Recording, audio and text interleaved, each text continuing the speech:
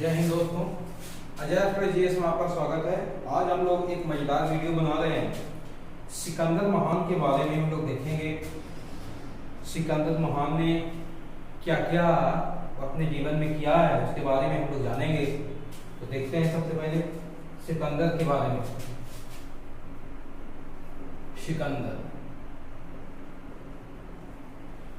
सिकंदर जो था इसके बारे में हम लोग चर्चा करेंगे। तो सिकंदर यूनान का रहने वाला व्यक्ति था। सिकंदर के पिताजी का नाम था, पिता का नाम फिलिप था।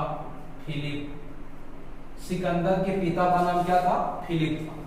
सिकंदर के पिता का नाम फिलिप था, जबकि गुरु का नाम, सिकंदर के गुरु का नाम अरस्तु था।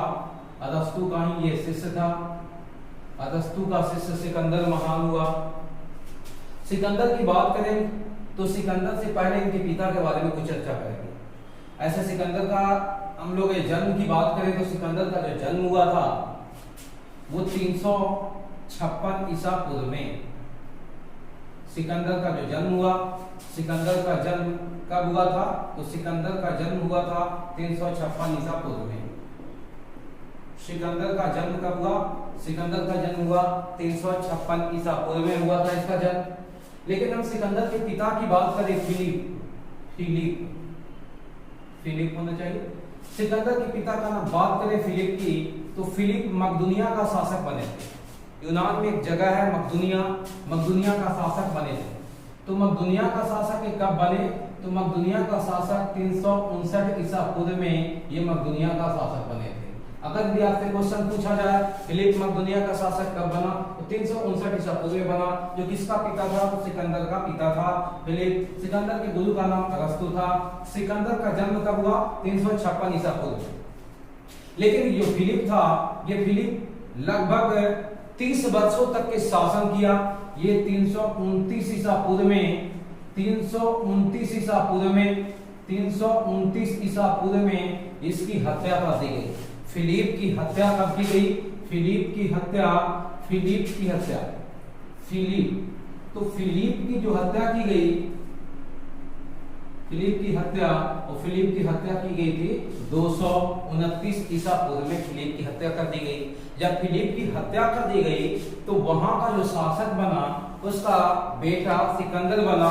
लेकिन सिकंदर इतना ज्यादा गुस्सा में हो गया, वो कह रहा था कि जो मेरे पिता को मारा है उसको बिना मारे हुए नहीं छोड़ेंगे। और यूनान से निकलते हुए बहुत सारे देशों को वो जीतते हुए आ गया। जब भारत की जीत अभियान की शुरुआत की थी, वो कहा भारत के लिए भी वो आया था। तो भारत के लिए अभियान की शुरुआत की थी। भारत अभियान शुरुआत कब किया था? भारत अभियान शुरू किया था 326 ईसा पूर्व में। 326 ईसा पूर्व में वो भारत अभियान शुरू कर दिया, मतलब भारत आया।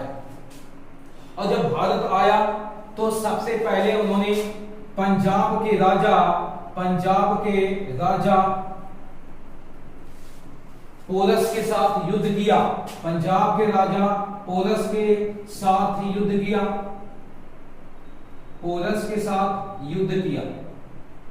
और पोरस के साथ युद्ध किया। ये युद्ध किया जो पोरस के साथ, वो कौन सी नदी के तट पर किया था? तो ये झेलम नदी के तट पर किया था। कौन सी नदी के तट पर? झेलम नदी के तट पर किया था। अब यहां से क्वेश्चन पूछा जाता है कि पोरस जो था वो पंजाब के राजा था और सिकंदर के बीच में युद्ध हुआ। जब ये दोनों के बीच में युद्ध हुआ तो युद्ध को जीता किसने? सिकंदर जीता। पोरस हार गया। लेकिन ये कौन सी नदी के तट पर? झेलम नदी के तट पर ये लड़ा गया था। सिकंदर जीत गया। इसके बावजूद भी पोरस जब हार जाता है तो पोरस को उसके राज्य वापस लौटा देता है।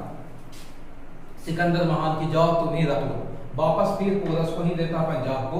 पोरस फिर से शासन करने लगता।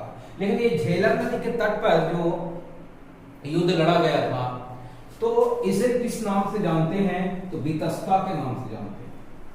या ये झेलम को वितस्ता कहते हैं, झेलम नदी को वितस्ता कहा जाता है। अगर ये युद्ध की बात करें तो युद्ध को क्या कहा गया? तो युद्ध का जो नाम दिया गया, ये युद्ध का नाम दिया गया, इसे हाइडे स्पीच के नाम से जाना गया। हाइडे स्पीच, हाइडे स्पीच के नाम से इस युद्ध को जाना गया, जो झेलम नदी या वितस्ता नदी के तट पर लड़ा गया, जिसमें सिकंदर की जीत हुई, पोरस हार गया। इसके बावजूद भी सिकंदर ने पोरस को वापस राज्य को लौटा दिया। हाइडे स्पीच के नाम से जानते हैं। सिकंदर का सेनापति था, सिकंदर के सेनापति, सिकंदर का सेनापति, सिकंदर का जो सेनापति हुआ उसका नाम था Seleucus, Seleucus Nicator, Seleucus Nicator था। लेकिन जल सेनापति का नाम क्या था? जल सेनापति।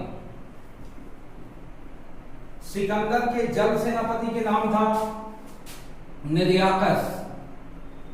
सिकंदर के जल सेनापति का नाम क्या था? निर्याकस था। और आप जानते हैं कि ये युद्ध हाइडे स्पीच के नाम से जाना गया। झेलम नदी के तट पर लड़ा गया, झेलम नदी पर यह युद्ध लड़ा गया था। इसके बाद सिकंदर महान उत्तर भारत की ओर बढ़ना शुरू कर दिया था। उत्तर भारत से दक्षिण भारत की ओर आना शुरू कर दिया। जब ब्यास नदी को यह पार कर रहा था तो इसका जो जल सेनापति था वो निर्याकस था। इन्होंने ब्यास नदी को पार करने से मना कर दिया। ब्यास नदी को पार करने से मना कर दिया कि नहीं, हम नहीं पार हो सकते हैं, ये दिक्कत हो। बरसात के दिन में आया था, सावन के महीना में सिकंदर भारत, और उस समय तूफान में था ब्यास नदी, जिसकी वजह से इसको पता ही नहीं चला कि इसका ओर स्रोत कहाँ है, किनारा कहाँ है, जिसकी वजह से निर्याकस ने कहा कि ये नदी को हम पार नहीं कर पाएंगे। तो सिकंदर भी सोचा कि ठीक है। सिकंदर को उस समय कुछ तबीयत गड़बड़ हो गया था, जिसके वजह से सिकंदर भी मना कर दिया कि ठीक है, आप भी नहीं पास होगा तो हम कैसे पास होंगे। इसके बाद वो सिकंदर महान लौट गया। तो आपसे क्वेश्चन पूछा जाए कि सिकंदर महान भारत से लौटा था, तो ये भारत से लौटा, लेकिन कब लौटा? 325 ईसा पूर्व में। 325 ईसा पूर्व में ये भारत से लौट गया। 325 ईसा पूर्व में भारत से लौटा है। अब हम चर्चा करें कि भारत से तो ये लौट गया, हाइडे स्पीच नामक युद्ध हुआ था ये झेलम नदी के तट पर, लेकिन सिकंदर का जो घोड़ा था उसका नाम था बेउकाफेला। बेउकाफेला। अब ये बेउकाफेला उसके घोड़ा का नाम था। सिकंदर के घोड़ा का नाम क्या था? बेउकाफेला। अब बेउकाफेला के नाम से एगो शहर का निर्माण करवा दिया था। कौन नदी के तट पर? झेलम नदी के तट पर उन्होंने एक शहर का निर्माण करवाया, बेउकाफेला नामक शहर का निर्माण करवाया था अपने घोड़ा के नाम। आगे बढ़ा जाए तो आपको पता होना चाहिए सिकंदर महान जब भारत से लौट करके गया तो उसकी मृत्यु हो गई। उसकी मृत्यु कब हो गई? 323 ईसा पूर्व में उसकी मृत्यु हो गई बेबीलोन में इसकी सिकंदर महान की मृत्यु हो गई। जब मृत्यु ये हुआ तो उन्होंने कहा कि जब हम मर जाएंगे तो हमारे अर्थी को ले जाना, तो दोनों तरफ हाथ को लटका देना और हाथ की मुट्ठी को खोल देना, ताकि लोगों को यह समझ में आ जाए कि आज इतना बड़ा सिकंदर जो था, जो पूरे दुनिया को जीतने की कोशिश किया, जीतना चाहा, जीतने के लिए बहुत कुछ किया, इसके बावजूद भी आज धन का एक भी धन संपत्ति का कुछ भी भाग अपने साथ लेकर के नहीं जा रहा है।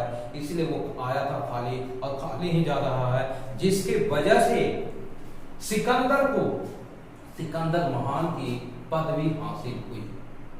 और यही कारण था कि सिकंदर को सिकंदर महान के नाम से जाना जाता। दोस्तों, अगर यदि ऐसे ही वीडियो को देखना है तो आप हमारे टेलीग्राम से भी जुड़ सकते हैं। हमारा टेलीग्राम का जो चैनल का नाम है वो अजय स्टडी जीएस है। वहां पर आप जाकर के, या फिर हम डिस्क्रिप्शन में आपको लिंक दे देंगे, वहां से आप देख सकते हैं, वहां से जुड़ सकते हैं। और ऐसे ही वीडियो देखने के लिए हमारे चैनल को सब्सक्राइब करिए और ज़्यादा से ज़्यादा लोगों तक इसे शेयर कीजिए। वीडियो देखने के लिए धन्यवाद।